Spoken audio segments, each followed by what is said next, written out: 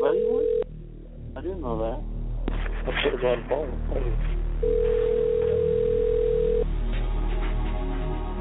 Said he was nice. Hello? Hey, Welcome to Destrroyer, Night how you Shadows. doing? I'm Hey, Stewart. Best, where the paranormal is normal, We're just going to go and where roll that here which just a you sec. thought you knew, Okay. you didn't, and where the future can be known if you know exactly where to look. Well, hi, everybody. Stu Best here. We got a great show tonight with Larry Taylor. Hi, Larry. Hello, Stewart. Thanks for having me. Yeah, and we got Augusto on the line, too, I think. Augusto, are you there? Hey, Stewart. Good to be with you and Larry. Yeah. Well, it's great to have you guys on because, you guys know what's going on in the world. Where do we start? There is so much going on, particularly over there in the Middle East. Shall we start there? Maybe? Sure. Sure, absolutely. What's going on with this Russian thing? With all this equipment, now they've got a carrier moving in to the Mediterranean area. What do you guys make of that? Are we really looking at World War III, do you think? Oh, my gosh. Go ahead, Larry. Well, I'll tell you what, interestingly, there is more and more Russian material, weapons, etc., moving into the Middle East. I'm really shocked. When this began, when Russia began hammering Ukraine, and then I saw the finger in the pie beginning in Syria, and the beginnings of the Russian movement into Syria. I never could have imagined the amount of military availability that Putin would place there, and it is really placed there. Now, what's just happened recently in the last few days is Russia and Turkey are really, really close at a collision point. And in the last couple of days, Turkish Navy and Ukrainian Navy has begun operating together and threatening Russia. And this may be part of some of this. Of course, Erdogan, the president of Turkey, he's trying to pull NATO in and get it into this conflict. And of course, the EU or Europe, they're not at all wanting to take on Russia. I mean, they're not at all looking towards that. And so there's a lot of trouble between France and Germany and the UK and trying to stay out of this Turkish involvement. Now, Russia has also surrounded Turkey to some degree. He's brought his submarines up into the waters of the Mediterranean. He's got, of course, the missile sites and the bombers and the planes in Syria. He's also now sent at least 5,000 special forces troops into Armenia, which is right on the Turkish border. And, of course, there's always been an explosive, I guess you could say, interchange between the history of Armenians and Turkey because of that Holocaust. Of course, Turkey denies it. But this seems to be building. And, of course, as you just mentioned, the report is that heavy aircraft carrier or that heavy carrier is being sent there now, too, from Russia. And you're talking about a lot of availability to military equipment and also nuclear. This thing is not good. It's just not good. Well, now these subs that are going in, those are nuclear equipped, right? They have the availability to be nuclear. And these are interesting, Stuart.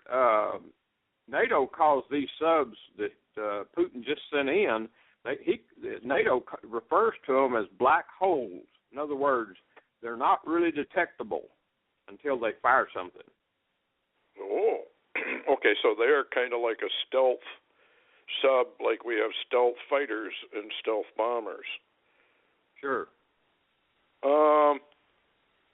Augusto, when you have this kind of troop movement, when you have this kind of equipment being moved in, the logistics of it alone, would that not tend to confirm that this is all going to be used? I would believe so. The thing that is more concerning to me is the fact that Saudi Arabia very rarely moves its troops and its military equipment, and then of course Turkey now is really beginning to do the same. So we are talking about two very, very strong military right now in the Middle East that are beginning to move around their troops. And we know that Turkey has been exchanging jabs with Russia, and Russia has even threatened Turkey. That if they continue this path, there is going to be a nuclear confrontation, and so of course, like Larry said, Turkey wants to pull in NATO, which is the smart thing to do, but NATO is not biting. The United States does not want to get involved, dragged into something like that. So we are seeing this thing really beginning to coalesce, gel into a very nasty situation. And then on the other hand, you have China now instigating, North Korea, which is kind of rare to see China coming down hard on North Korea like that. They usually try to, protect North Korea and excuse North Korea. So we are seeing the things happening in several fronts, which is not good at all. Not good at all. When you bring this together with what's going on right now in America, and the violence beginning to stir up, and the political scenario that is getting nastier and nastier, and people beginning, the political, the Republican political party beginning to threaten with a brokered convention. It begins to remind me of the prophecy of Dmitri Duduman, where he was talking about a revolution beginning to America, and then right after that is when the U.S. was going to be attacked by its enemies. And so North Korea, of course, he hates the United States. And then, of course, we are seeing now the militant Muslims, the terrorists, which are already here. And then we are seeing all these other issues going on in the Middle East. And the thing that is the strangest to me, Stewart, and Larry, is that you don't hear Israel much, and we know that Israel is going to be involved. We know that, but somehow it's being left out of the equation right now, which is very, very strange. And that would be something that we need to keep an eye on the next few months. Yeah. You were talking about the Saudis. Here's a headline for both of you guys. Saudis ready to give Syrian rebels missiles against Russian warplanes and tanks, according to DEPCA files. This would escalate it into war, wouldn't it? I mean, that would be an act of war. If they shot down a Russian airplane, would that not be a prelude to World War? Now, we know from the scriptures, particularly Psalm 2, and I think that's really what we're looking at the base of all the prophecies lays that Psalm 2 war. And it says that the kings of the earth and the rulers get together. So is this scripted? Is this like that Armageddon script? Maybe, Larry, you'd like to comment on that, because the Armageddon script talks about war over in the Middle East. It talks about war over by the Chinese area, and North Korea possibly is involved in it. In that Armageddon script book that was written, or I'm not exactly sure how it came about, but what's what's your take on this? I mean, if Saudi is going to intervene, not only with troops, but now with missiles, how are we not looking at a world war? Well, interestingly, basically you are. One of the things that, and of course I guess you heard that Netanyahu just refused to meet with Obama, but what you're not seeing on your television news and what you're not hearing on your radio news is this is what's going on.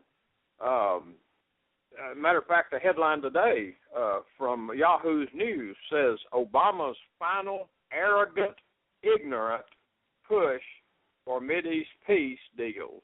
Says Obama's rebuke to Israel and Netanyahu in the Middle East peace deal and preparations to force Israel into a division. And so I think we're finally seeing Obama coming out with his next little, his pen and his phone, and maybe he's sitting on top of the UN. But, you know, what's really going on, I know you just saw Biden rush over to meet with Netanyahu in Israel. What yes. we're hearing in the background is that because that they're trying to force a deal on Israel with the Palestinian state and divide Jerusalem, and Netanyahu is not going along with it, and so now Biden has been sent to threaten Israel with, we will shut off your finances from the United States, we will shut off your worldwide financial system, we will actually stop delivery of the planes you've already ordered and that should have already been delivered. We'll block your arms that you'll need to fight, an invasion, or as the missile attacks begin to come, you won't have the availability. So see where Obama's coming from, and you see the rhetoric that Biden just took to Israel. And now you know why Netanyahu said, I will not meet with Obama. Okay, so he doesn't meet with Obama. It to me, just looking at it from the outside, I'm seeing that this is all being orchestrated by Obama. He wants a war. We betray Israel by not doing anything about it. They get invaded, and then out comes the peace treaty that we've all wondered about what it is. Is it an Arab coalition treaty? Is it Oslo Accords revived? What is it? How about you, Augusto? What's your take on all that part of it? Well, I have been hearing Obama making comments about wanting before he leaves office, wanting a treaty to divide Jerusalem. And of course, we know that he has been wanting to be elected to as a chairman of the United Nations, which is, I believe, that's his ultimate goal. I really believe that he is genuinely thinking that he wants. He's already done what he came to this country to do. Basically, is the way I see it. He may have a couple of more things to do to wrap things up before he leaves, but his eye is on the UN, on the United Nations, because that is the bigger stage. And so that is, once he gets there, he is able to do what he was not able to do as the U.S. president. And which is kind of hard to imagine, but as the chairman of the United Nations, he would be able to influence the whole globe, the whole world, and especially Israel, and and favor the Muslims. He would be able to favor the Muslims, instead of Israel. So I think that is something that he's really looking very, very intently to. And I don't think we have seen everything yet. I think that he's got a couple of more moves to do before he leaves office. And that young boy that died and was taken to heaven, he said that one of the things he saw was Obama, and he came against Israel.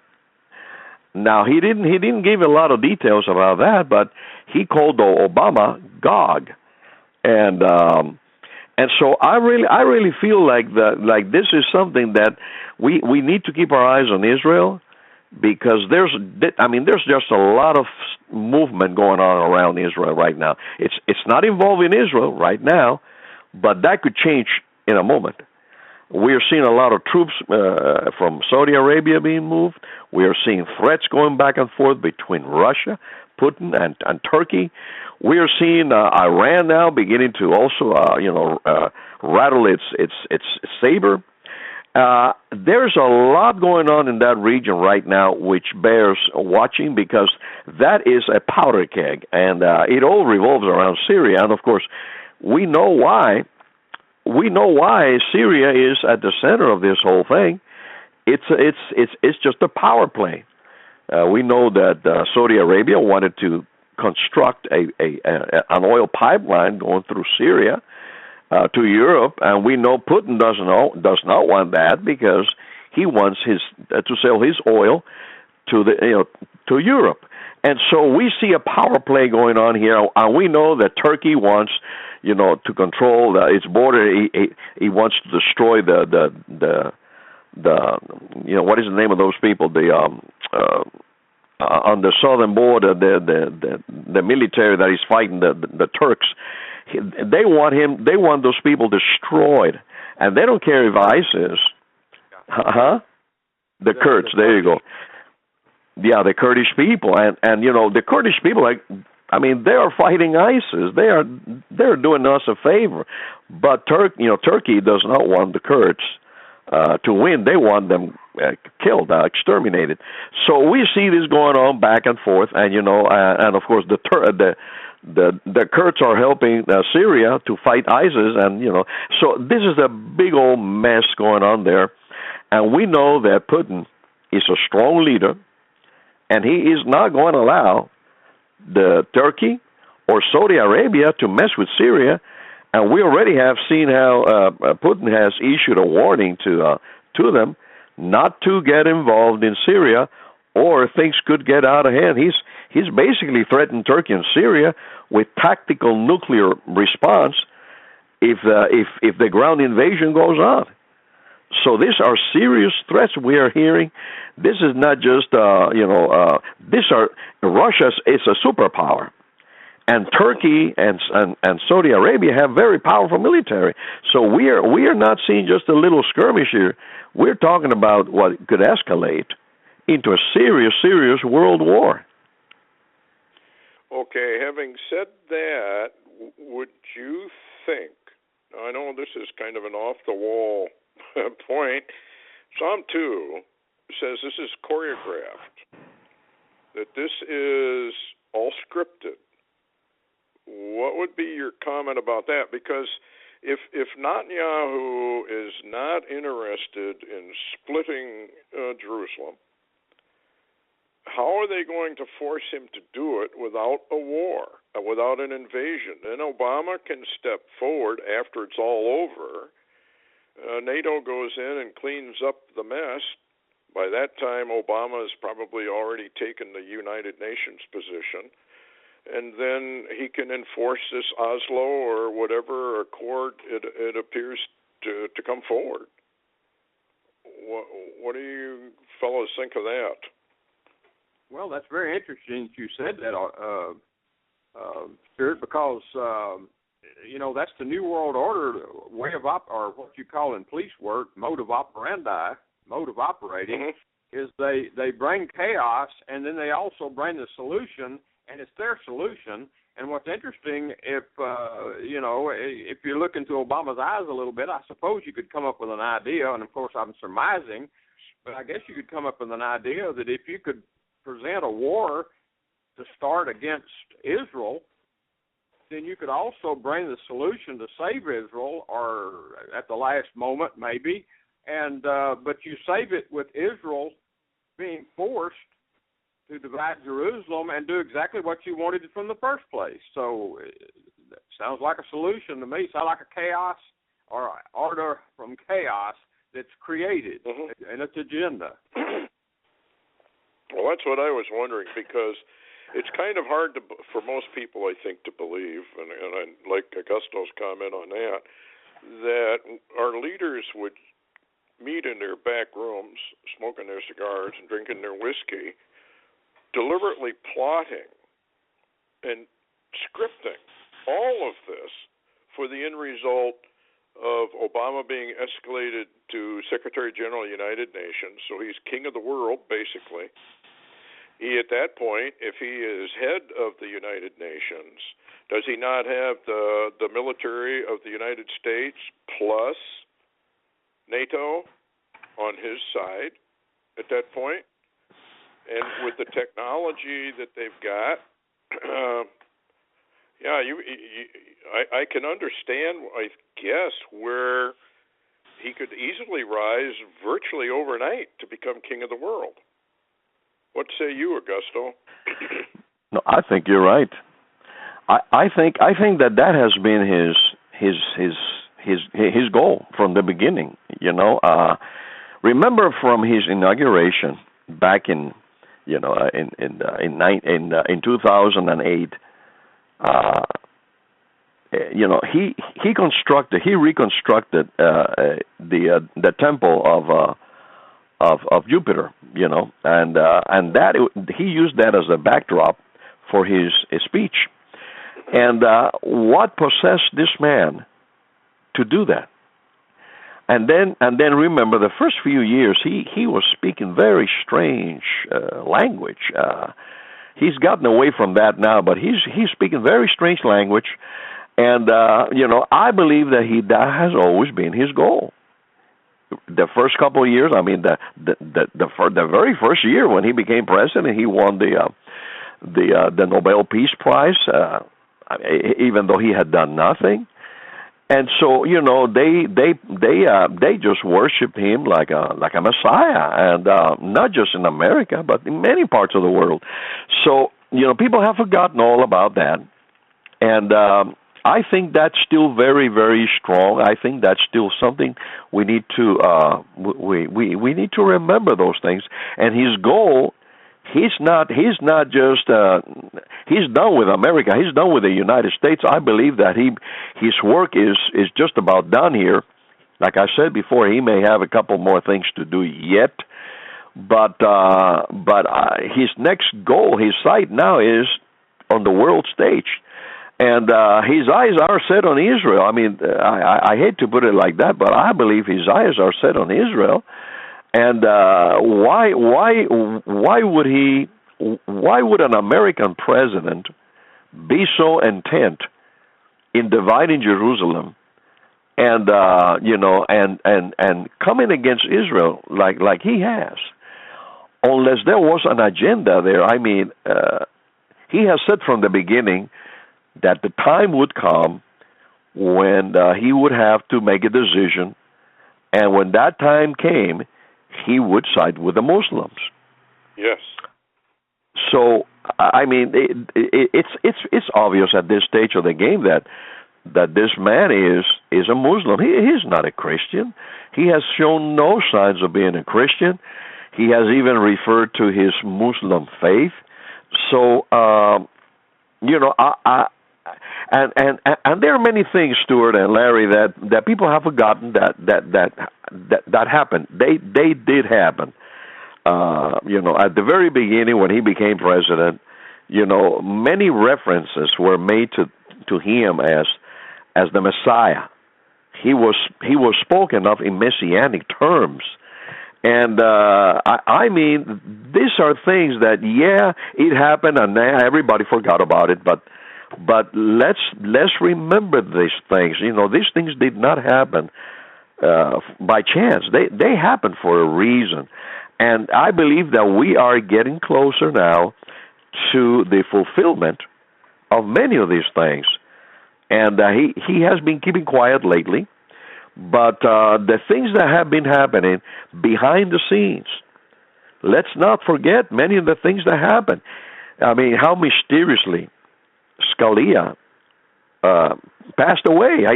He was found dead overnight, right at the point when right after he had gotten a clean bill of health, and many of these things that we just we got to connect the dots and see what is going on. The other thing that bothers me is he has been asked several times about Trump, the presidential candidate for the Republican Party. He's aspiring to be the president. And when asked about Trump, I noticed his response, and his response was very, very, very strong and very firm. And he basically said, that will never happen. Now, what does this man know that makes him say this with such conviction and with such certainty? Because, of course, anybody can say a comment like, nah, he will never get there, But when the President of the United States, which his words carry weight, okay? He can't. The President of the United States, he just can't go and start saying things like that. When he says something of that nature, he will never be president, and he says it with conviction. What does he know that we don't know? Let me insert something here real quick, if I can, Stewart. Go ahead, Larry.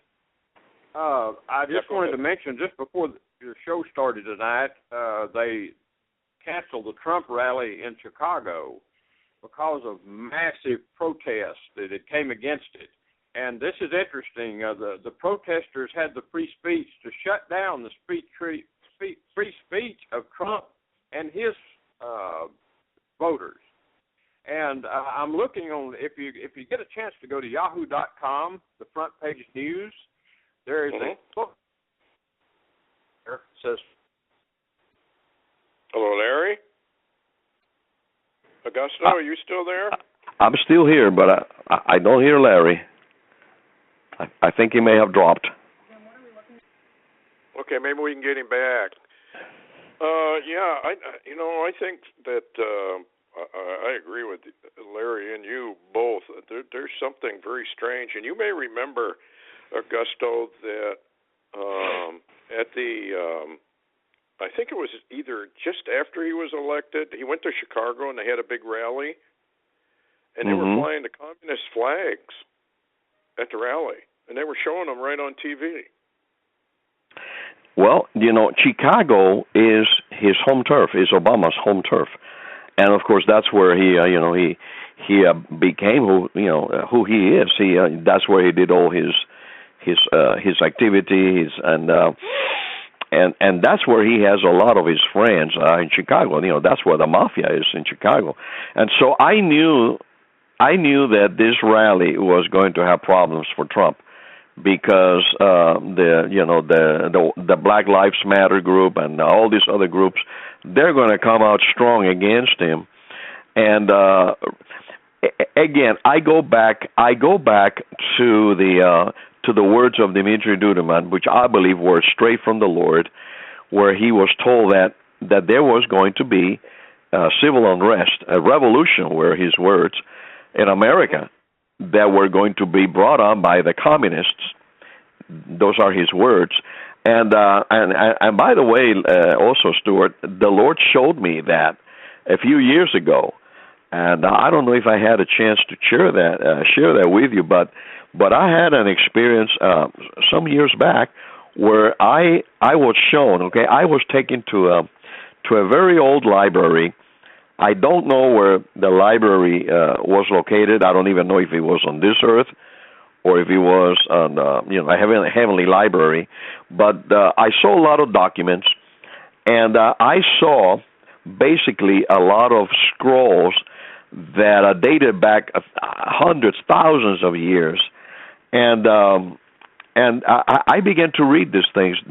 I was sitting around a table with three other men. Okay, three other men, and they were basically explaining to me many of these things that were going to that had happened in the past, and how the seed of the serpent. Okay, these people the seed of the devil, which are the elite, the rich men of the earth, these people that go back a long time from the line of Cain, how they had always tried to kill and to destroy the seed of the Lord, the seed of God, and how they had always manipulated world events, and how they were doing it even now.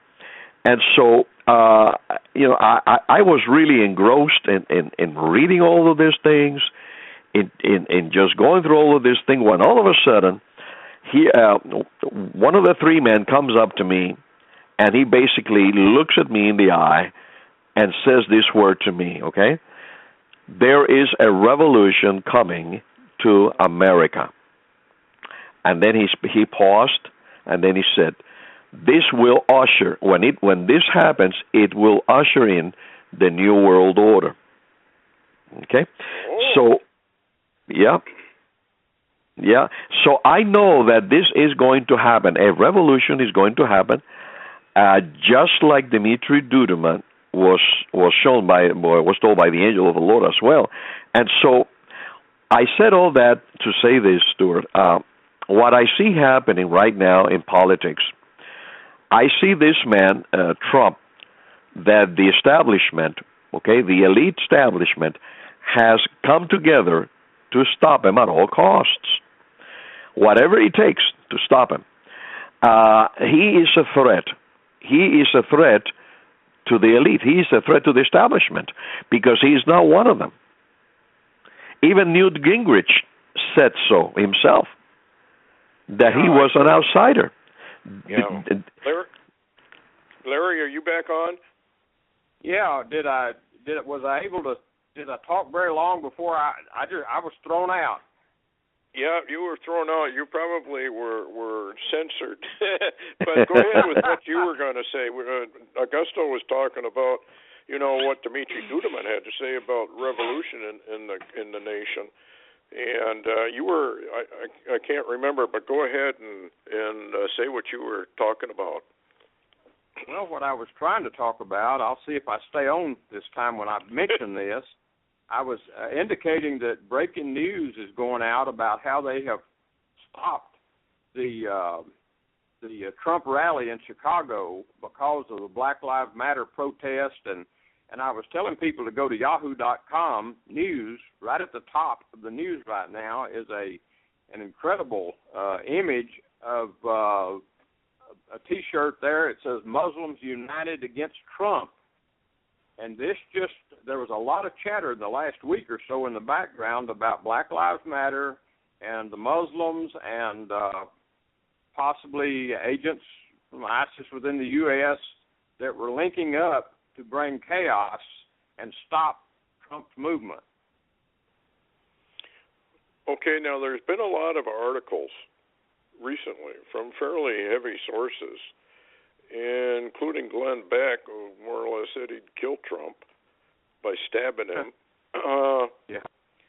And there have been a lot of other little articles showing up from mainstream alternative news that Trump has got a hit on him.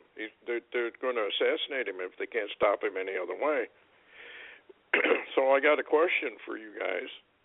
If Trump was assassinated, what would be the reaction of the American people, irrespective of whether they're liberal or conservative? What do you think their reaction would be? Would this be what could start Dimitri Duduman's concept of revolution? Well, I mean, I hate to talk about it, but I think it's going to happen before then, Stewart. Let me amplify what I just said and clarify. If this, for example, right now they're talking about a brokered convention, okay, which means they want to take, if Trump does not get the minimum electoral votes that are necessary for him to become the nominee, right, of the Republican Party, they want to have a brokered convention, which basically what it means, for the people that don't know what it means, is this is basically what it means. these candidates have gone through weeks and months, of debates, and the American public has been listening to them, watching them, taking notes, casting votes, going to the caucuses, all these things. And now basically what they're saying is that when they get to this brokered convention, all of that is going to be for nothing. And they're going to come out and say, well, we think that this particular candidate, and it could be Mitt Romney, it could be Marco Rubio, it could be anybody that they want. This candidate is the one that we believe is the one that we should that should represent the Republican Party. Well, if they do that, if these people have the audacity to do that and go against the will of the American people, I really think that this could spark a revolution right there and unrest throughout the land, because the American people right now, they are at a point where they are not going to take that. I don't believe they're going to take that at this point in time. So, there are several voices out there that are telling the Republican establishment, you guys better accept the will of the people, because what's going on right now is a coup d'etat, okay, a political coup d'etat, if you will. What's going on right now is like a revolution instead of being with bullets, is being done with ballots. And it's being done by leaders themselves, authority against authority. That's right. That's Jeremiah right. talked about. Wow. So let's say Trump succeeds, however, and gets through that. Would the establishment, would the rulers and the leaders eliminate him? No. Would they have the audacity to do it? Do you think? Well, that's their MO. I mean, that is their MO. That's their MO. And that's all I'm going to say. I'm not going to say more than that. Well, Larry, you've seen some airplane crashes, and you've had some things that you know about with yours. He's senator? I can't think of his name. Are you there, Larry? Yeah. Who are you talking about? I can't think of his name. He's your senator down there, either in Oklahoma or where you were. Inhofe, yes. Well, didn't he have an airplane close call? Oh, absolutely, and that was connected with Bill Clinton. Absolutely. After he had a run-in with Bill Clinton, then actually when he would land at some of the airports I was at, the police would guard his planes, because his planes FBI began to investigate troubles, and airplanes can't have those kind of troubles, and not without tampering. And so anyway, and this is one thing, Stewart, that I have just said from day one. When you and I were talking, and I guess you could almost say parroting Jeremiah, talking about Jeremiah 50:51, we said clearly, and I really said that I didn't foresee the total drowning. I think that the American people are under such a deluge of denial that, I don't know if they'll stand up or not. Now, I know, like Augusto, I think a lot of them are getting tired. They're getting tired of being tired of what's being forced down their throat. But I still have said and stood by that the rulers against rulers was really a key verse in Jeremiah, indicating how so-called Babylon begins to come apart at the seams, a revolution or a civil war that begins with the rulers fighting. And I still believe that's what we're going to see. Well, if the Republican establishment on the inside, the elite part of that, obviously don't want anything to do with Trump, and so then you've got the underlings, the Tea Party type people who are, in the middle of trying to force their will. So in one sense, you have infighting among the Republicans, infighting among the Democrats. You've got infighting in the White House versus the Supreme Court, et cetera, et cetera. It does seem like we are watching slowly the disintegration of the United States that way. And I would like to also bring up the Kenyan prophecy. Augusto, are you familiar with the Kenyan prophecy? Yes, I have read it. It's well, yeah, it looks like it is coming to pass. Very, very, precisely, and because that is exactly what this president has done. He has totally disseminated or decimated the capabilities of this country, the economy. Look at the economy. Look at the military. Look at the infrastructure. Look at the jobs, at the industries that have been that have been taken overseas, that have been exported overseas. Look at the infiltration of the Muslims into this nation. Look at the invasion, and he has not gotten his ways. I mean, he hasn't gotten everything he wanted.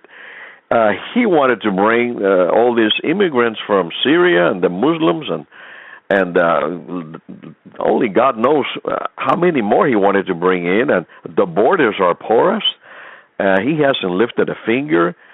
And then and then he had the audacity to say, a few days ago that he's not responsible for the strife and the tensions, the racial tensions that we are experiencing in this country at the moment. I mean, can you believe the audacity of this man? How he just says things that are just, straight out lies. I have never seen anything like that. Well, that sort of confirms what the Lord had to say about Satan, doesn't it? He's a murderer and a liar from the beginning. So yeah. I think, as Larry has said, if his mouth is moving, he's lying. Absolutely. What's interesting, though, is the fact, and you and I, all of us have talked, Stewart and Augusto and I, we've shared from the beginning of Obama's move as a messiah almost, or a messiah rating into the office of the president, and his almost 8 years there now. Bill Clinton was nowhere near coated in as much spiritual Teflon as Obama's coated with. Obama has a spiritual coating of Teflon that cannot be scratched, cannot be touched, and you may want to ask Augusto his view on this, but it's almost like Obama came in and the Lord is leaving hands off of Obama until a certain amount of leverage, so to speak, in America has been done, or I could use the term damage has been done, because even right now today, guys, I looked at some polls today across America, and Obama's ratings are very high. They love him. Of course, I know a lot of them are really drunk on that water from Egypt, from the Nile, but called Nile. But it's almost though he's had a spiritual covering for a long time to do his damage, and he has done it. Well, you're absolutely right, because they can't touch him, and I've often thought, he's more or less now taking the position of a king. We know from prophecy that the king of Babylon in the book of Isaiah, he's the king of Babylon. We can easily prove who America is if people want to really know who it is. And he's called Lucifer. And I did have a dream, and I'm not asking anybody to believe it was from the Lord, but I was teaching prophecy when I don't know where I was, and he walked. Big smile on his face, walked over to me, and I said, "You know you're Lucifer, don't you?" And he said, "Oh, yes," big smile. So, and a lot of Christians, I can't say how many, but a number, have had visions of Obama, and he's been called the lawless one. Now, everybody's looking at overseas, everybody's looking at Europe, everybody's looking at King Charles or whatever. But my take on prophecy, and I'd like your guys' comment on it, is that the rise of Antichrist comes at a time least expected, in a location least expected, and does his dirty work before anybody really realizes who he is. Anybody want to comment on that? Well, I just want to bring something up, and maybe either you or Larry can confirm this, but I have heard that there is a Muslim belief.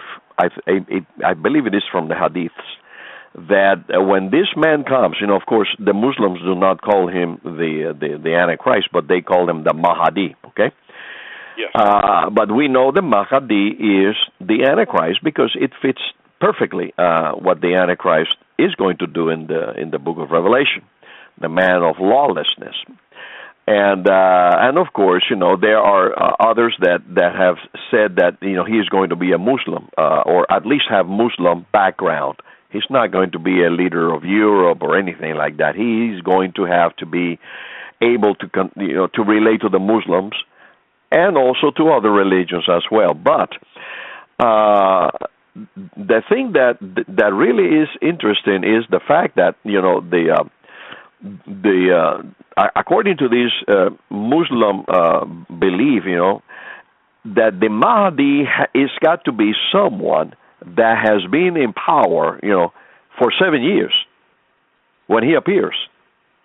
Oh, really? Okay, in a position of power, in a worldly position of a leader of world renown for 7 years. Now, I cannot confirm that, but if somebody can confirm that, I would love to hear, because I have read that and heard that already on a couple of occasions. I have not been able to confirm it, but if that is true, if that comment is true, if that legend is true, if that belief is true, and it comes from the Muslim hadiths, there are not many people out there that could fit that bill. Well, it's interesting you say that, because J.R. Church, while he was still alive, I think, did some research on Obama, and he can trace himself back, I believe, to Solomon. And he also can be traced, his lineage, to, I think it's Ireland. And you remember the prophecy about Dan, the tribe of Dan, and that Dan would rise up at the end. So if you can tie it in with Dan, if you can try it in with Solomon, you can try it, or tie it rather, into the Mahdi, and there have been imams who have said that Obama is the Mahdi. I remember reading that, 3-4 years ago, I think. Larry, do you remember anything like that? I remember some of that, and what Augusto is saying, if that's true, is, that's rather revealing. I mean, that's really telling information. There's a lot of background going on, and I guess you could say Muslim prophecy being stirred up or even possibly fulfilled in the Middle East right now, dealing with the Mahdi, as he was talking about. The one that I believe Augusto, they even talk about him climbing out of a well or out of a hole of some kind is how he actually shows up. But what's interesting about Obama is the fact that his past is like a black hole. It's like a dark, dry well. There's no bottom to it. In other words, Obama's past is dark. Well, you're absolutely right. I think Augusto knows that, nobody knows where he actually came from. I mean, his grandmother claims he was born in Kenya. Everybody in Europe, evidently, and over there knows he was born in Kenya. So there's another aspect to it, but we really don't know what's been done. We know that, I can't remember who it was, but he was a businessman, went over to Russia, and he attended some sort of a elegant, deal where they were closing business deals. I don't know what you call those meetings, because I never get invited to them. He said, a lady came up to him and said, well, don't you realize you're going to have a black president? He's been groomed. And he's a communist. He's a Marxist. Yeah. And lo and behold, the 1912 prophecy of the Kenyan guy was that a tall, black, handsome man would rise up at the time of the end, and he would be a son of Kenya. Well, lo and behold, what do we got? My only question has always been, we know Isaiah calls him Lucifer, but is Lucifer and Antichrist one and the same, or are they different entities? Any comments on that? Well, I'll tell you what, too. If you go to drudgereport.com right now, it's a very telling photograph of Obama right at the top. If you go to drudgereport.com, and it says under the caption under the Obama image, it says, "Keys, please." It says, Obama makes case for access to all devices. That almost would answer some of your questions right there, I believe. Oh, he wants total surveillance. Yeah. Augusto. Well, the other thing that I think that we need to pay attention to this man, because the Bible says that when the Antichrist, when this man would come, he would be a man of dark sayings. And I don't know if people can agree with what I'm about to say, but I have heard this man say some pretty dark sayings. Like what, and everybody laughs when he says these things, but he is dead serious. He's dead serious. And he does not laugh. He may have this smirk, but he does not laugh. And sometimes he even says, "Do you think I'm kidding?" And like one time he was talking about the drones. He was going to send drones, that people better be careful because he was going to send the drones out, that he was going to come after them with a vengeance. And he was going to send the drones, and then the people started laughing. And he said, "Do you think I'm joking?" He said, "I'm not joking." And things like that. When he was when he was talking about where he was born, many different dark sayings like that. That people laughed, but he was not laughing. And there are some things that we need to pay attention. We don't know much about his, like Larry was saying, his background, and you were saying, Stewart. There are people that have made a comment that his mother was a carrier. In other words, he was when she had him in her womb. No one really is able to pin down who the father is. No one is really to pin down who the father is, and there's a lot there that I'm not able to get into tonight. But the religion of the rising sun, he practices that, and the mother was a very, very strong follower of that religion. And if you look at the photo of the leader of the religion of the rising sun, okay? If you look at his picture, there is a striking resemblance to Barack Obama. A striking resemblance. So there are. Yeah, go ahead. No, I was just going to say, people need to take a look at that, because the resemblance is striking. It's like they're identical. How can that be?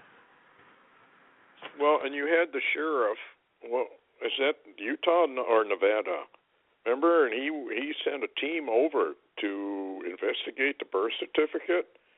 And, of course, everybody laughs and said, this birth certificate controversy, it's all garbage. There's nothing to it. He was born exactly where he says he was. He's an American citizen, blah, blah, blah. Well, the sheriff said that's not true at all, that the birth certificate presented was an absolute fraud. It's easy to prove it was a fraud. But it's like you were saying, Obama just makes fun of it. In fact, I was watching a video where he was making fun of it, and he said, "This is where I was really born," and they played a clip from the animals from Africa. What was it? That it was a cartoon about the king of the lions. I'm just dropping it now.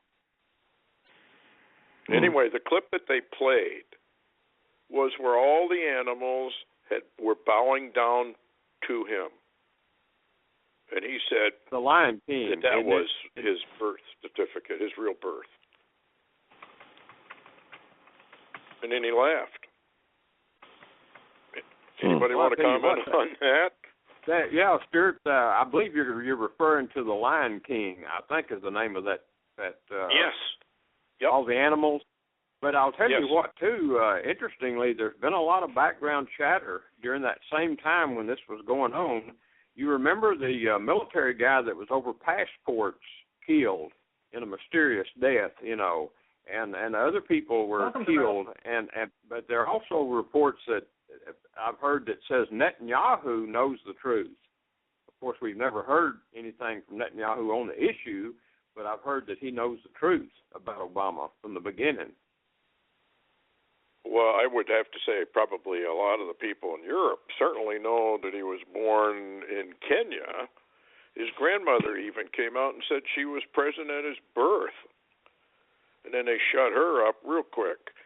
But doesn't it seem like the Lord would do this? I mean, I suppose a lot of people wouldn't think the Lord had much of a sense of humor, but it's very dry, let's put it that way. But would he not end America in such a fashion as we have a president, nobody knows where he came from, nobody knows who he is, nobody wants to believe that he could be Lucifer or that the Antichrist could even possibly come out of America. That's just simply a no-no. It's ridiculous. It could never happen.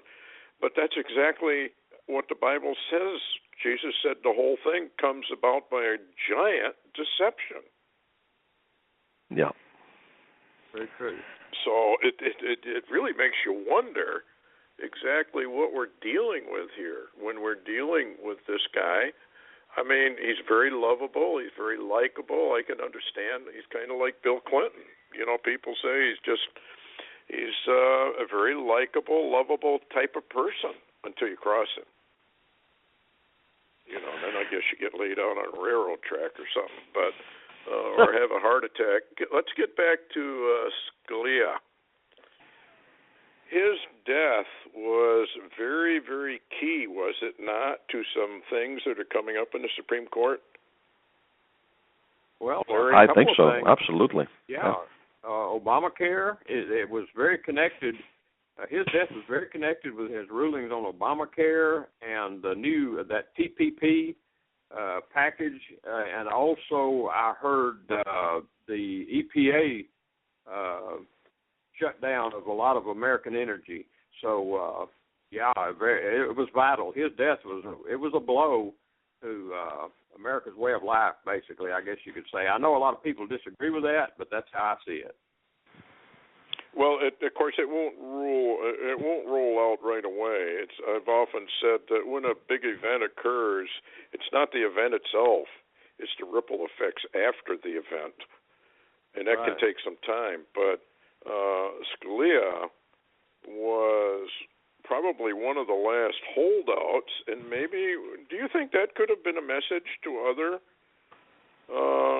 Supreme Court justices? Be careful. It can happen to you. I mean, I don't think there's any question he was murdered. I think so. I definitely think so. There was an interview by Chris Wallace when he interviewed Scalia. A few months ago, I think it was last year, where Chris Wallace was basically asking Scalia if he took Obama's words, and they showed a clip, okay, where Obama spoke to the Supreme Court justices and told them, I expect you to approve this, to pass this, and he spoke other words along those lines, and then Chris Wallace asked Scalia, "Do you think that was a veiled threat to you and the other justices?" And Scalia kind of laughed that off and said, "No, I don't think so." He says, I didn't even know that he had said that, and so I'm glad you told me, but and then he basically said something along the lines of, he cannot. How can he? He says, what can he do to me? These were Scalia's words. What can he do to me? Well, now this happened, so we see what could be done to him. Yeah, that would be a very subtle warning that you're alive one minute and then you end up with a pillow over your head and you're dead for no particular reason. Larry, have you heard any more about the investigation? Are they actually going to investigate this, or has that been dropped? No, that's all taken care of. There was no investigation, and as I shared with you, in law enforcement, an unattended death is never just blown away like they blew this death away. This was all took care of. It was took care of from high up. Matter of fact, maybe I'm a little conspiracy nut. Okay, that's fine. But, I'll tell you what, the handling of getting rid of his body and getting him into his funeral and into the ground and any evidence that might, it reminded me so much, guys, of the JFK affair. Yes. A lot of people don't realize that Kennedy, and this kind of touches on UFOs, but it also touches on the Denver Mint. A lot of people don't realize that John Kennedy had gone to the Denver Mint and had them print United States notes, and he started with a $2 bill. It didn't say Federal Reserve note. It said United States note. And it was shortly after that he met his demise. Yeah, and they're illegal. You can't possess one, and I'll guarantee you can't find one either. Not now. Yeah, they're kind of vanished, I guess. But, they have their ways. And that kind of touches on the UFO concept and the arrival, because he was going, as I understand it, he was going to share the UFO technology with the Soviets at the time. Had either of you heard about that? No, I have not. There's some background talk I've heard in that area, but I don't have any details on it particularly. But I understand what you're saying, and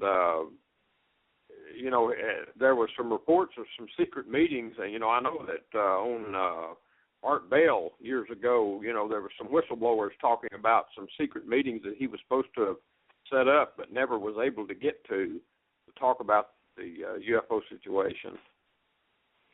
Well, what I read was that, and it was quite interesting. I can't remember what website it was on, but they actually had some of the documents, which were coded but pointed exactly to the assassination of John Kennedy.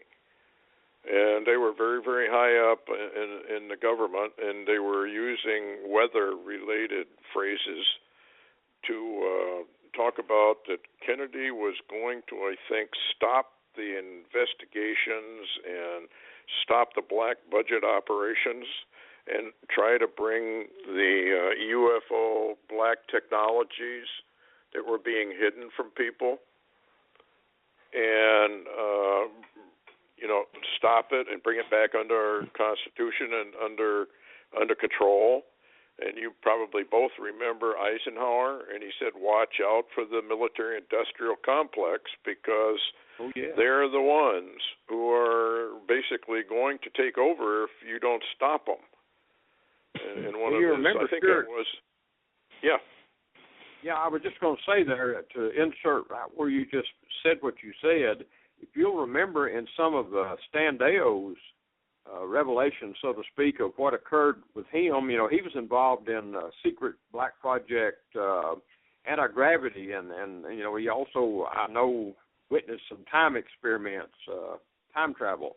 But one of the things that he said, remember, I know y'all have all heard some of his interviews, was that he was with one group, one of the earlier groups, and then another group they took it over. It was all like a coup. It was like a black project coup of some kind, and another group with more power took it. And so and I expect probably he was referring to the Eisenhower concern. It was the military-industrial complex was working together with this technology. Well, if they can take over. If you have the technology and you have the weapons, then I think it's like the Lord says, who can make war with the beast? Mm-hmm. So, I mean, we got to look at some of the Russian stuff, and they're more advanced than we are. Some of the weapons they've introduced over there. Yeah, that's been shocking. There's a lot of things that we need to pay attention to, little things, that have happened. All these things have happened, and but it happens. People may talk about it for a day or two, and then it goes away. And I mean, look what happened with the Scalia thing. It's disappeared. Nobody talks about it anymore. But for example, one of the things that is very interesting is the carpet, the new carpet that was placed at the White House. Did you all see how that carpet looks? Usually every president has the opportunity to place new carpet there with the the Oval Office rug. And everyone chooses like a different eagle, and with a different style, a different color, and so forth.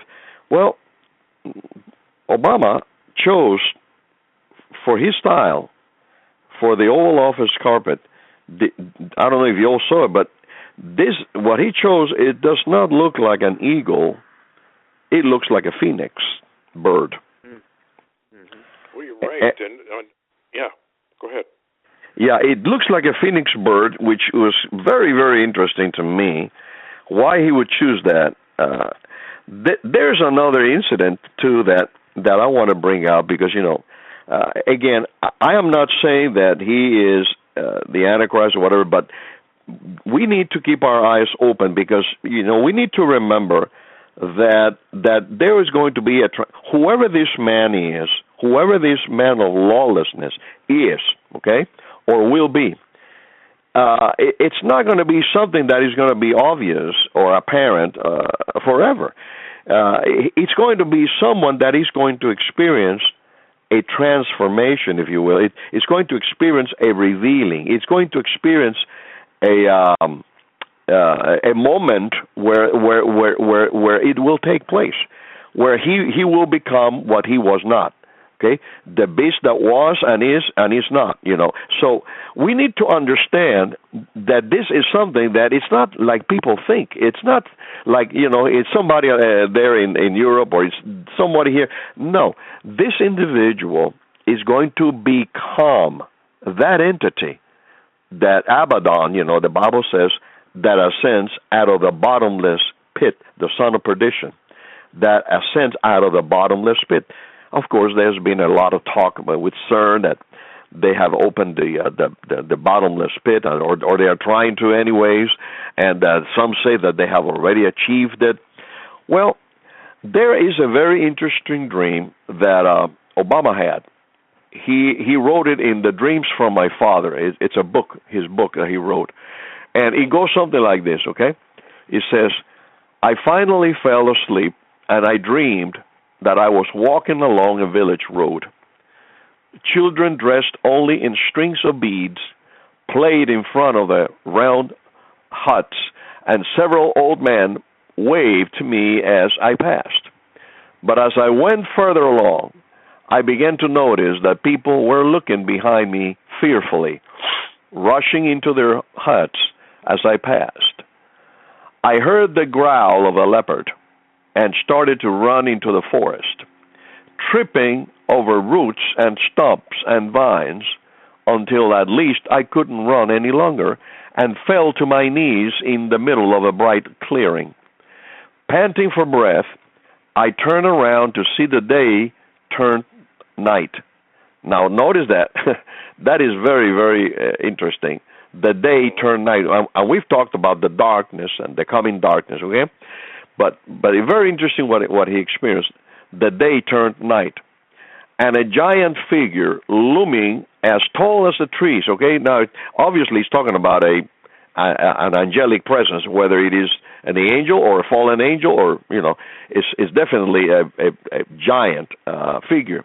It says, looming as tall as trees, wearing only a loincloth and ghostly mask. In other words, this was a fallen angel. He was a very an entity that was growling, that was big, and that had a ghostly mask. Okay, the lifeless eyes bored into me. Again, that speaks of demonic presence. And I heard a thunderous voice saying only that it was time. And my entire body began to shake violently with a sound as if I were breaking apart. I jerked up in a sweat, hitting my head against the wall lamp that struck out over the bunk. In the darkness, my heart slowly evened itself, and I could not get back to sleep again. This is from The Dreams of My Father, page 372. Isn't that interesting? Yeah, that sounds... so, he's a man of darkness, maybe. Well, the thing that really grabs me about this particular dream he had was that this entity told him, okay, he says that his eyes bored into him and said in a thunderous voice, it was time. So, this is well, the Bible says that Antichrist comes at the appointed time. So maybe that's what it was referring to. Well, the other thing I see very interesting here, Stewart and Larry, is he says, I heard the growl of a leopard and started to run. Now, we need to remember that dreams and vision, and especially dreams, are very symbolic, okay? And I don't know if you remember when Nelson Mandela died, and I mean, everybody and his brother went to his funeral. And one of the things that a lot of people missed about Nelson Mandela was that he was referred to as the leopard, and he had a leopard, the symbol for Nelson Mandela was a leopard. And one of the things that was said was that on his coffin, there was the skin of a leopard was laid over his coffin, which, very interestingly, is in Denver International Airport. One of the murals depicting the end, the times of the end, had a leopard that was dying, or a leopard that was dead, and there was a coffin, and there was the leopard skin right on that coffin, and there was, or I can't remember if there was a leopard behind the coffin or it was a leopard skin on the coffin in that mural in Denver International Airport, and this was associated in that mural with end time events that were also depicted in the mural. And of course, Nelson Mandela died. When was that? Like about 3 years ago, 3 years ago, 4? Not that long ago. And I know there were some people that said that when he when he died, then things were going to start to break loose. Mm-hmm. But you know, you don't know. People say all kinds of things, and you really don't know whether any of it's true. So you just take it with a grain of salt. But speaking about the leopard, doesn't Iran fly a flag that has a leopard on it? Larry, do you know? I don't. I know I'm one trying of to those. remember. Yeah, I'm not sure which one does. One of the Muslim nations does. I can't remember exactly. I wanted to mention this though. After Augusto had talked about his the dream that apparently Obama is something that glowed or something angelic or whatever. Tom Horn just posted a new headline, and I'd like both of you guys may want to talk about this, and it may fit into the headline on Drudge today about Obama wanting access to all electronic devices. All, that word all really sticks out. Let me read this headline. It says from Skywatch TV that March 11th, Tom Horn warns of IARPA, I guess that's EARPA, in other words, which stands for Intelligence Advanced Research Projects Activity. Tom Horn also warns the moment of a strong AI, which we know that's artificial intelligence.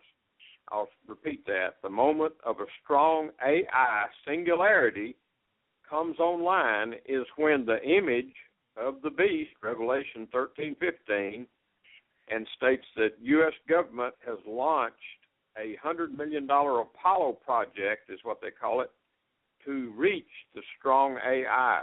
I wonder, Augusto, if the connection with this glowing being, is this an AI individual, an image of an AI, or something like Serge Monast that warned about years ago? Well, I could be. I'm not sure. Were you referring to the dream that he had on the book Dreams of My Father? Yes, and you said there was something big and glowing, angelic-like, and I'm wondering if this was, I know Stewart, Serge Monast and what he talked about, and how that might tie into some appearing intelligent being peers, at the time we're talking about, time frame. Well, what I got, go ahead, Stewart. Well, I was just going to say, Serge Monast, of course, had an untimely passing, but this business of Project Bluebeam and whatnot, it's advanced technology is basically what it is, and I think it was Carl Sagan who said that advanced technology to the uninitiated would seem like miracles from the gods, and that people would literally bow down. Now, the Bible does say that mankind bows down and licks the boot, literally almost, of Satan. In order to get the human race to bow down to Satan, to that degree, requires a fair amount of preparation and, psychological persuasion that they need to do this. So, he brought in the UFOs, he brought in the technology of three-dimensional holographic that would appear in the atmosphere, and it was all a deception. It was a total deception.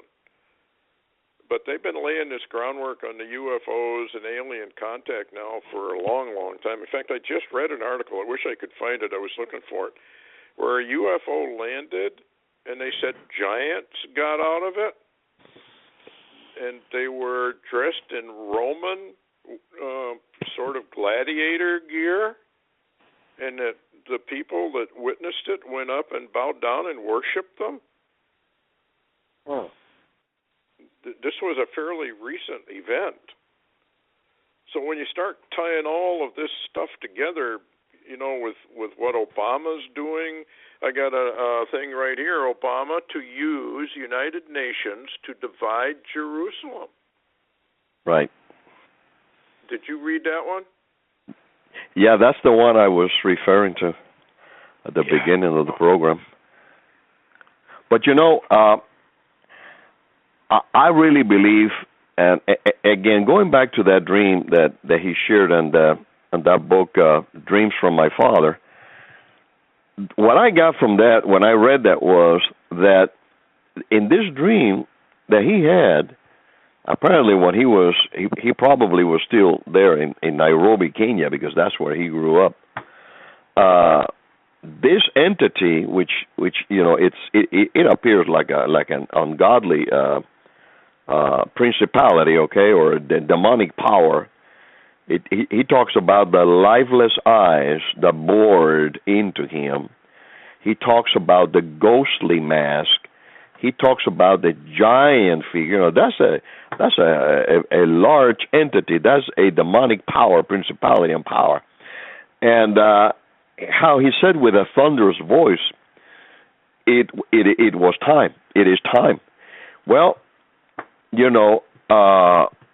what that tells me is that there is an assignment for this man, for Obama, that was revealed to him back then, and that's basically what he was sharing was, he was told when he was young, this entity told him, it is time, basically, he said his body began to shake violently when he heard that, as if he was breaking apart. Well, that to me speaks of some kind of possession, some kind of a transformation that took place back then. And, again, I can't help but think that he again, I'm not saying it is him because he could be somebody else, but there are a lot of signs and very, very, telltale signs pointing to very, very strange things that have happened in the life of this man. And like we shared before, nobody knows anything about his past. And, nobody knows where he came from. Nobody has his records. Nobody knows anything. Nobody has access to his medical information. Why? What is it about this man that they are so afraid that anybody, takes a look into it? Could it be his DNA? I don't know. They have made comments that say he resembles King Akhenaten. Yes. That that a picture or a bust of King Akhenaten has been shown, and right next to one of Obama, and the similarities are striking. Well, there was Stewart, could this man be a clone? Could this man be a hybrid? Well, I'll tell you, there was a fellow by the name of Dr. Peter Bader. Now, this sounds really off the wall because he died, 10, 15 years ago. But before that, 20 years ago, 25 years ago, when I was starting the ministry and rolling everything out for information, Dr. Peter Bader claimed that they were cloning even back then. And I really believe that. I mean, you talk to Stan Deo and some of these guys that are on the inside, the technologies that they have developed are so far beyond what the American public even knows about. And you watch these movies. If they say if you see it on the screen, they say it already happened yesterday. In other words, this is how the Illuminati work. They present like Star Trek stuff, but a lot of it is actually true. It's not science fiction. They've already been there. They've already done it. And so it does make you wonder, and I think that's why Eisenhower made the remarks he did. You let this military-industrial complex go, where they've privatized all this backwards engineering from UFO crashes, et cetera, et cetera. They have the weapons that now the remark of the Lord in Revelation, who can make war with the beast, is absolutely truth. Who can make war with them? They've been allowed to develop all this stuff off the books. Nobody nobody can stop them. Nobody even knows. In fact, John Lear, when he was interviewed by Art Bell, he said that all of this stuff is so compartmentalized now that only the ones at the very top know what's really going on. So yes, he could be a clone. He could be. And it sounds bizarre. It sounds ridiculous. It sounds the other thing is this. The other thing from the dream is this, and I want to share this so maybe you and Larry can maybe share your insights with it. But the fact, when he talks about he started to run away from this evil entity, right? He runs into the forest. Okay, the growl. Okay, this entity growls, and it's a predator. It's an evil entity coming for him. Basically, tells him it's time, right? So he starts running into the forest. He starts tripping over roots and stumps and vines to escape this entity. Okay, and it's also like he's trying to run away from the leopard, because remember at the beginning was like a leopard, and a leopard is represented in the book of Daniel and also in the book of Revelation as being a part of the beast, of the body of the beast. And so he starts running until he cannot run any longer and falls on his knees. And when he's no longer able to elude this thing that is pursuing him, okay, and he has to confront basically his fate. And so he is in this bright spot, which is like a clear spot, and there's nowhere to hide. There's nowhere to hide. And so I think this is a very telling dream. I like to interpret dreams sometimes, and sometimes the Lord gives me the interpretation of dreams.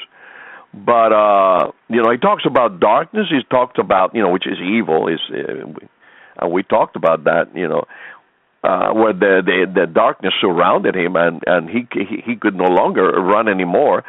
And so basically, this giant, this demonic entity, as tall as trees, confronted him, and this is the one that the entity that we're talking about.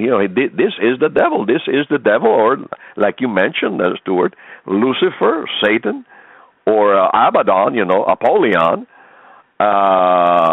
So this is an incredibly powerful entity.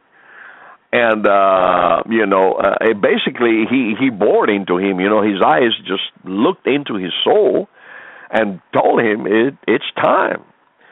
So I think this is a very, very telling dream that he had, that he doesn't even understand himself. But he's basically talking about the fact that he is going to he cannot escape his destiny, the purpose for what this entity is chasing him.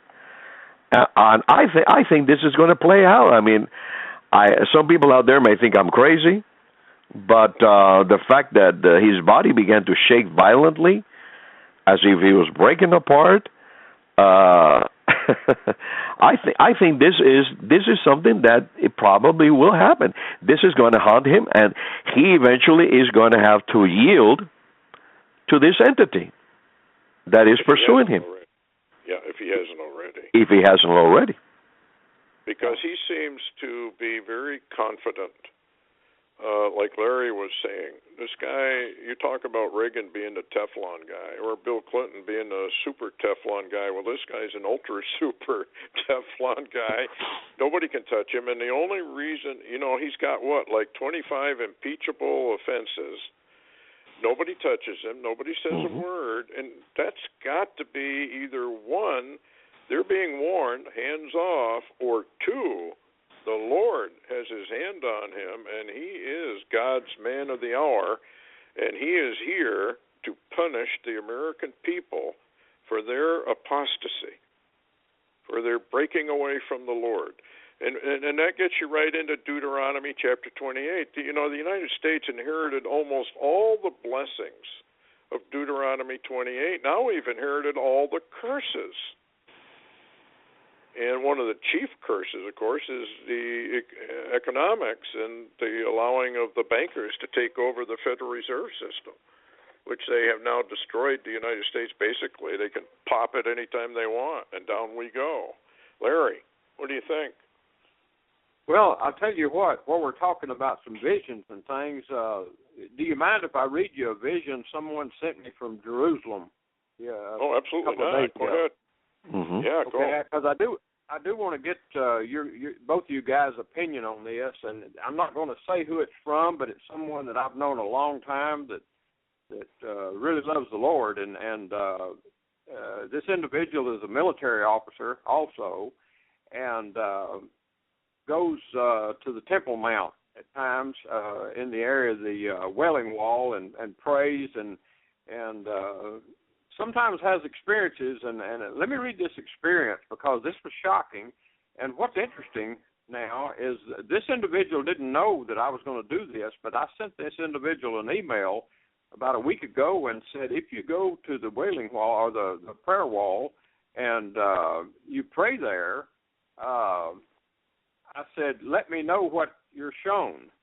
Now, nobody knew this but me and the one I contacted in Israel. And I got an email back yesterday from the individual. Now, here's the vision. This individual did go in Jerusalem to the mount there and prayed at the Wailing Wall. And I'm just going to read this, and when I get through, I'll ask you guys may want to interpret it, or if there is an interpretation. It says, Larry said, I had a vision, and I don't know if this is for me or for you, that I had been praying about moving and said, so please tell me if this fits or not. Okay, here's the vision. I saw an ancient stone house, much like the old stone houses our forefathers built with river stones, not the ashlars like on the Temple Mount. Around the house was a fence made of the same river stones about 4 feet high. The area inside the fence was spacious but not overly large. I could not see the back, so I'm unsure of where this place is in relation to other houses or streets or neighborhoods. The front door was open, and immediately my eyes found a figure standing in the doorway. It was a very tall soldier, maybe 7 feet tall. He was dressed in battle gear from the simple time frame.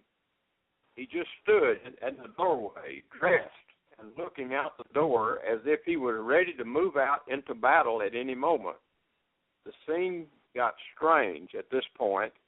I was still looking at the soldier when there was a blue color wash over the scene. The scene was still there, but it looked as if someone draped a see-through blue plastic tarp over it. Then the tarp became red, then white, then the vision disappeared. Wow. Amazing. Are you still there? Yeah, I'm just waiting on the comment, if you've got any. Oh, go ahead, Augusto. Well, I don't know. It's really a very, very interesting. It's definitely it's pointing into a personage. It's the personage. Can you repeat the last part again, Larry? The last part of that? Said I was still looking at the soldier when there was a blue color wash over the scene.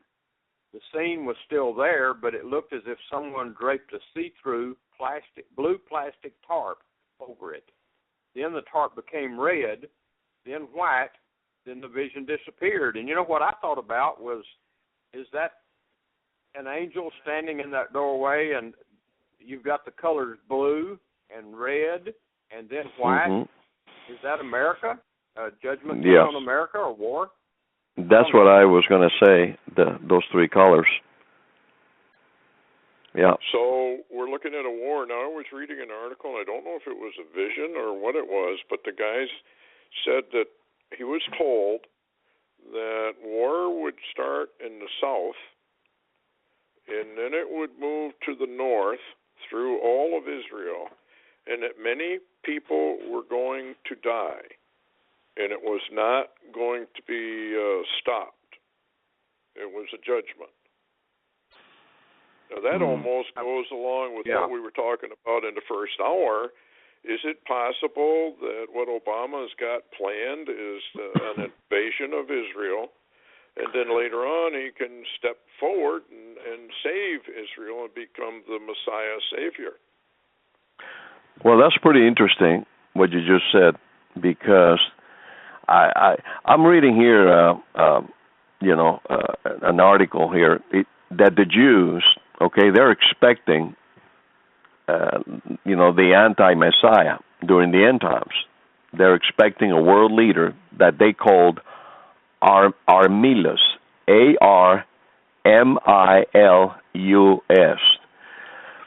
And according to this, it says two Jewish scholars back in May of 2007 predicted that Obama would be elected president of the United States despite his unfavorable chances back then, because he fit the description of Armilus. And they based their prediction on the gematria of his name. And so Armilus is supposed to be identified by these signs, okay? I'm going to read you the signs. Number one, he's going to be a man unsuitable to rule, and he will be brought into power in the last days. Two, his ego will know no bounds. Three, people will be taken in by his charisma and power of speech. Four, he will claim to be a Christian, but he is not. Five, he will be representative of an evil world body which will claim to represent the true Messiah of Israel, Islam. Now, now, six, he will set himself up as a Messiah figure. And, of course, we talked about this already earlier in the program. And then he says, Armilus, will be the one who attacks Israel and Jerusalem. So that is a pretty interesting article that that the Jews also are expecting sort of their anti-Messiah, which they call Armilus. And of course, again, let me remind of what that young boy, I think his name was Nathan, the boy that died, the Jewish boy that died, and was taken to heaven, and he said that Obama was Gog. He was the one that was going to attack Israel, and he was going to do horrible things. And the rabbi that was interviewing him said, "Are you referring to Barack Obama?" He said, "Yes." So, what do you think about that? Well, I guess my comment would be it fits in with everything that I've been shown myself, particularly that dream where he came in and he flat out said, "Yeah, I know I'm Lucifer." There was no hesitation in his voice or demeanor or anything. He was smiling, and he's got a wonderful smile, and that was that was it. Then I woke up and I always thought, well, maybe the Lord's trying to show me for sure who this guy is. My only question has always been, is Lucifer and Antichrist the same entity? And I still don't know that. But Larry, what's your take on that? I'll tell you that I think that's interesting, and especially everything you pointed out, Stewart. I just got an email from a guy named Don. I think you know him. And in the email it said, Larry, and said, and I'll tell you guys what he said. He said, Larry, red, white, and blue are the colors of the Russian Federation flag. And really? Don knows that because he has kinfolks in Ukraine, so he knows the Russian colors, and I never thought of that. Maybe that's a clue. Wow, that is interesting. Augusto, what do you think of that?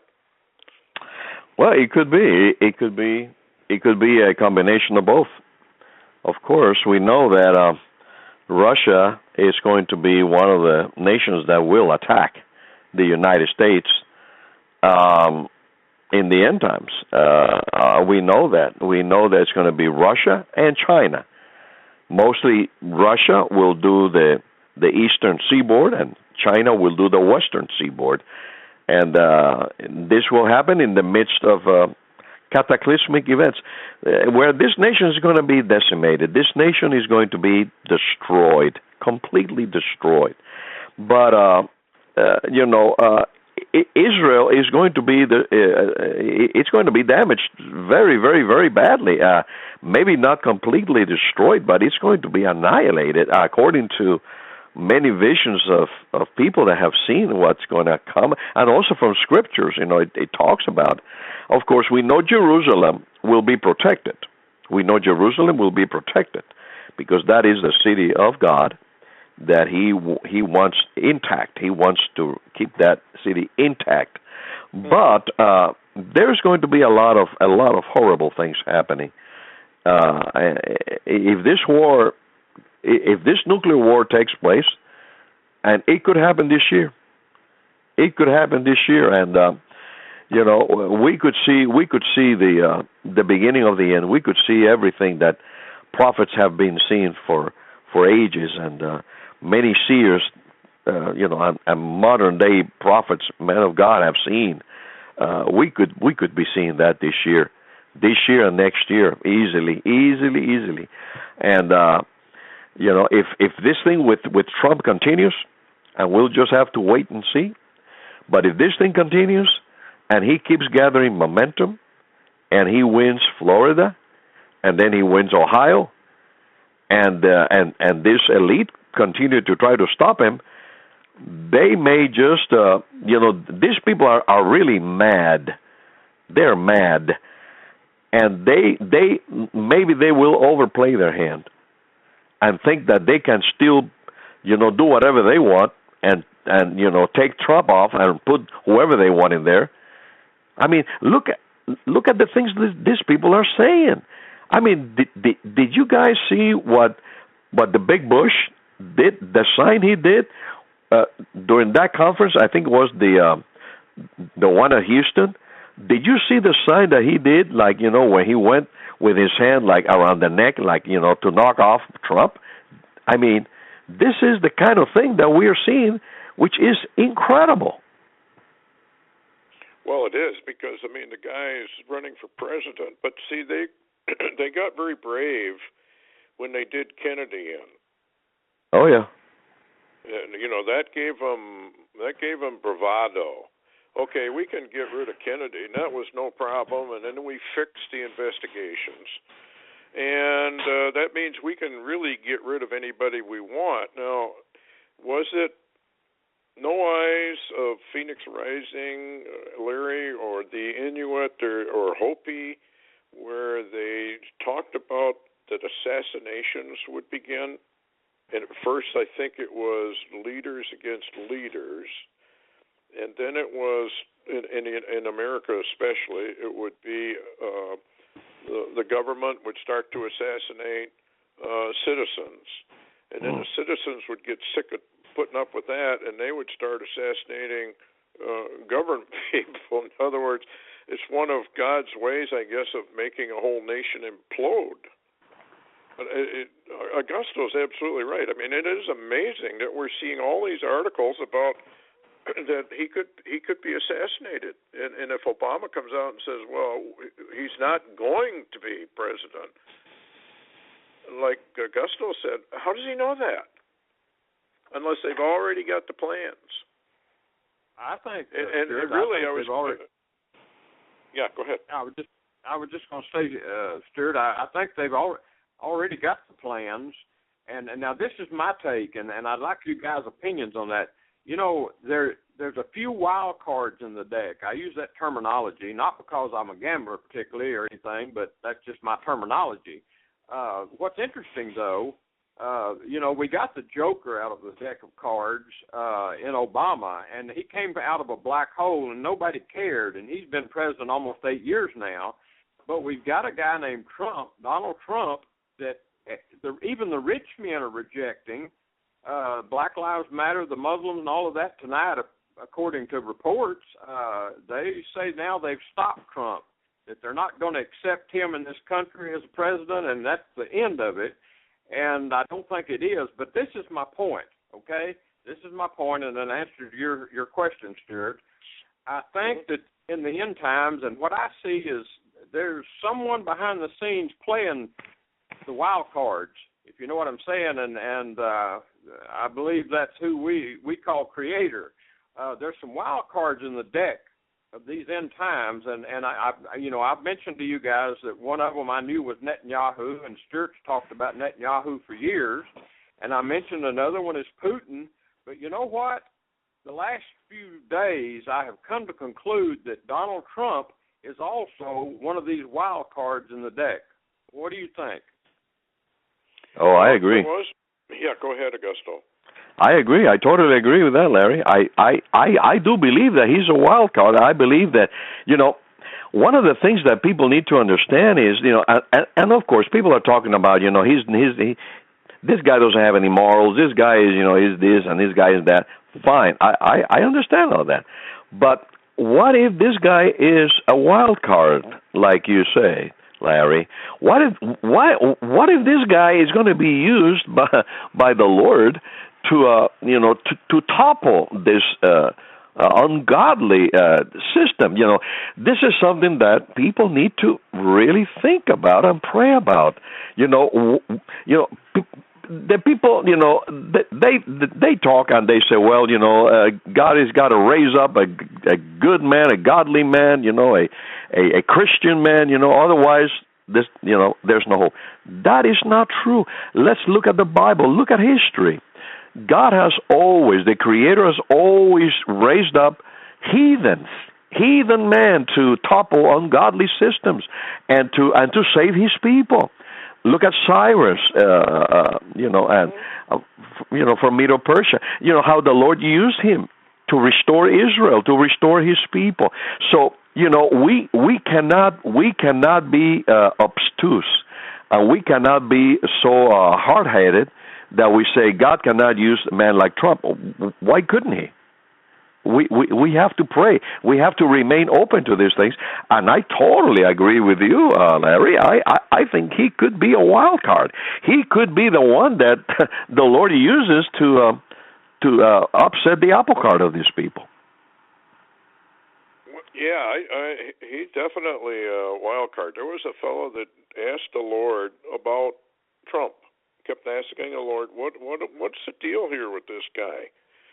And the Lord responded finally and said, I'm using Trump to bring to the American people what's really going on behind the scenes, which is what he does. He comes right out and says it. He says, yeah, I know all these guys. I've dealt with them. And he does not hesitate to more or less call them crooks. So it does make you wonder exactly who he is. Now, there is a fellow that's done some research, and Sorcha Fall, whoever that is, everybody wonders who they are, but they've been running a bunch of articles about Trump and his ties to Masonry. Mm-hmm. And what is going on is a war between the old establishment and whom evidently Masonry wants to replace. In other words, there's a literal Masonic war going on between two factions within Masonry.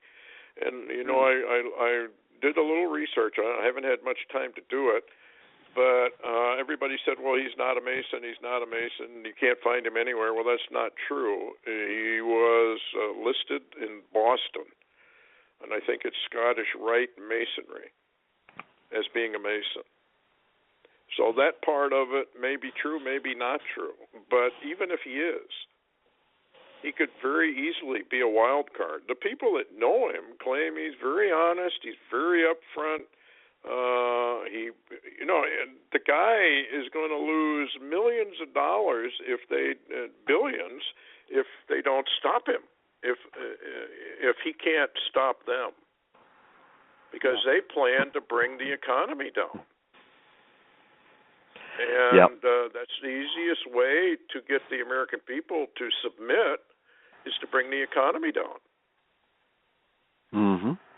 Any I comments? agree. And that also is the easiest way to control God's people is to destroy the economy where they can't function. Yeah.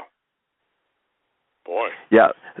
See, this guy is the only one, and I have said this before, and he keeps saying the same thing himself. He's the only one that he cannot be bought because he doesn't need their money. He's very, very rich. He's got a lot of money, so he doesn't need to take the money from these people, from the super PACs and these people that are the ones, the big pharma and all these people, the special interests. They are the ones that pay the politicians, for their expensive, political runs at towards the Whitehouse. So once they get there, they are owned lock, stock, and barrel, and they are owned by also the elite, this established media, which basically tells them what to do and what not to do. Now this guy is threatening to upset the whole system because he's not one of them. He's an outsider. I mean, a real outsider who is not going to be beholden to any of their whatever they have to say. He's not going to do what they say, and so he's going to jeopardize everything that these people have been doing now for the last decades, for the last maybe 100 years, 200 years. They have been methodically, slowly, reaching this point where they're now ready to usher in their system in 2016. That's the plan. 2016, 2017. They want to have their microchipping of every American by 2017. They want to have their cashless society. I mean, I was recently, to Houston, Texas, to do a conference, and I was going to pay my luggage, right? Where you have to pay the fee for the bag, and I reached for my wallet, to pay the fee. I think it's $25, and when I was going to pay with cash, the lady told me, "We don't accept cash." I said, "Excuse me, you don't accept the greenbacks?" She said, "No, we don't accept cash anymore. We only take credit cards." And, this is already begun. I go to rent a car, they don't accept cash.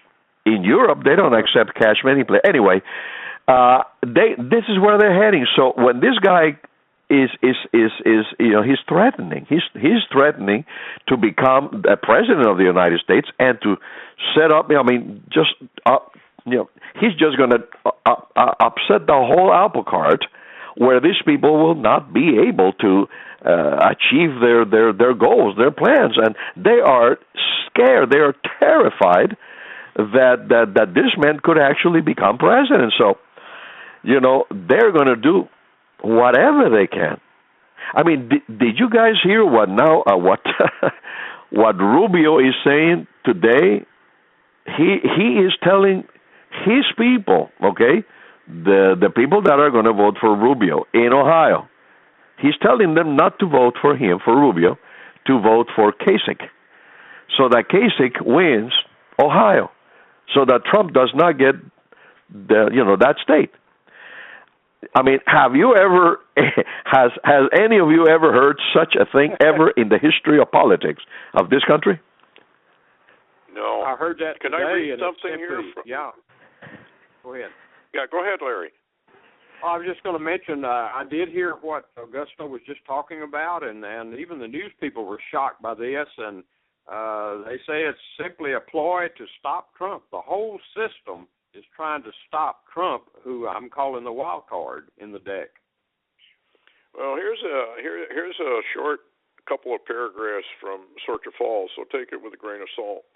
Barely 3 months after taking office, this report continues, President John F. Kennedy announced his attack upon the Freemasons in a 27 April 1961 significantly worded speech before the American Newspaper Publishers Association voicing his opposition to secret societies, which coincided with the appointment of his brother, Robert F. Kennedy, to post of U.S. Attorney General, after which he, Robert, launched an all-out attack against Freemason mafia forces that were created in the 19th century.